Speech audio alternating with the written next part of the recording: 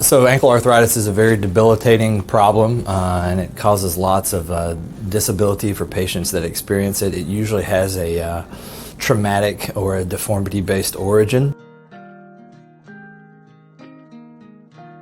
There are multiple different conservative measures that can be tried for ankle arthritis. This includes bracing, it includes injections, as well as medications, and even physical therapy. But once all of those have failed, if they do fail, then there's really two main treatment options.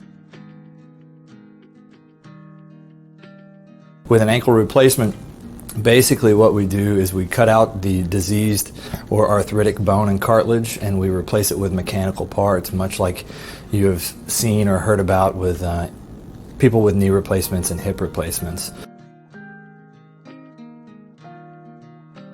This is better for an elderly patient, maybe 60 years or older, who is relatively lower demand because they can wear out. They have a lifespan of anywhere from 10 to 20 years.